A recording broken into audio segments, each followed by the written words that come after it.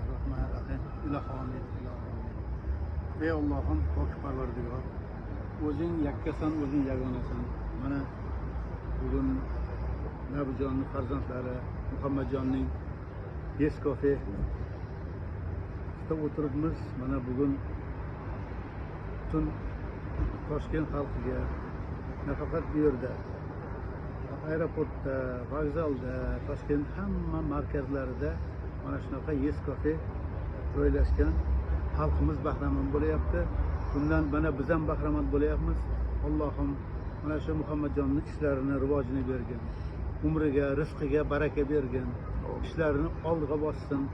Nafaqat O'zbekistonda, butun jahon bo'yicha o'zini firmalarini, o'zini mana shunaqa Yeskofe firmalarini ochaversin. İşlariga bardavomlik tilaymiz. Allohim o'zing qo'llab-quvvatla. Qayerda halollik, qayerda poklik, qayerda tozalik bo'lsa, o'sha joyda har doim o'sha yerda baraka bo'ladi. Ilohim mana shu Nabijon kelin bilan qo'sha qarib yursinlar. Mana shu farzandlarining rohatini ko'rsinlar. Mana shu Muhammadjonni mana shu umriga, rizqiga, qilayotgan ishlariga Allohning o'zi baraka bersin. Alhamdulillah Rabbil alamin va salatu vassalam ala rasulina Muhammad va ala alihi va ashabihi ajmain. Rahmatga arhamar rohimin. Allohu akbar.